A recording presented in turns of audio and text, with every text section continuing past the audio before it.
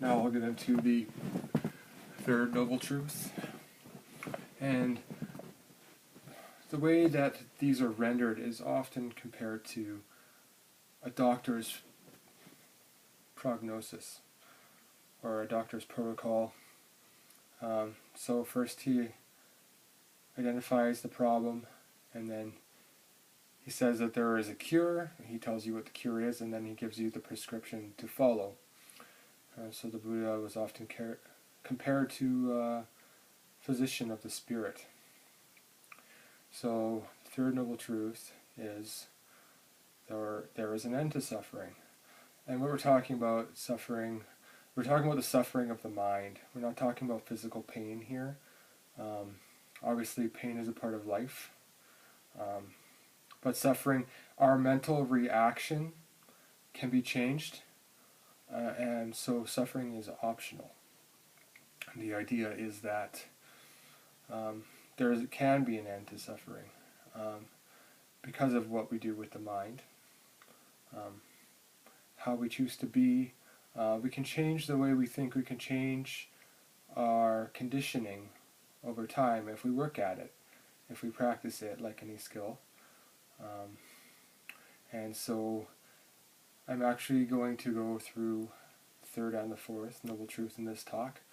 So the Buddha is telling us we can do something about it, and then he's going to go into the protocol to follow. So there is an end to suffering, and that end to suffering is the Noble Eightfold Path. And now I will go through the Noble Eightfold Path step by step, but he's giving a methodology here now.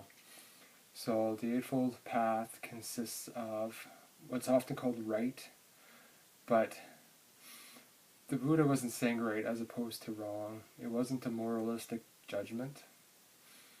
He was pragmatic. He was eminently pragmatic. He wanted things that worked. He was talking about the truth.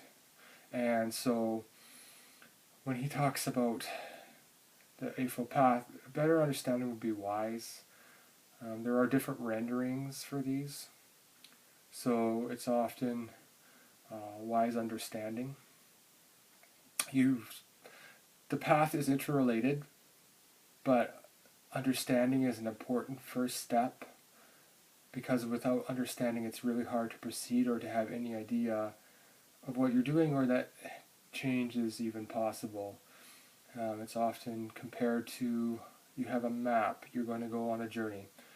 And so you have this map, and it kind of tells you where you need to go and what obstacles you might face.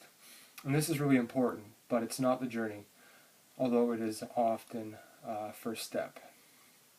So you have wise understanding. And once you understand, and he's talking about understanding the true nature of existence here. He's talking about understanding suffering and its causes. He's talking about understanding the three Dhamma seals that we went through. So once you have this understanding, and then you develop an intention, wise intention or wise aspiration. So now that you know that change is possible and that you can be happier and freer, you vow to follow the methods that allow you to do so. There's a lawfulness to the practice. You do certain things, you get certain results. And that's just the way things are. You plant an apple seed and you get an apple tree, not oranges.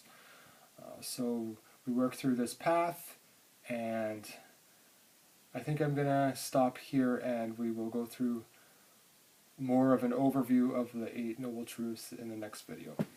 Or sorry, the Eightfold Path.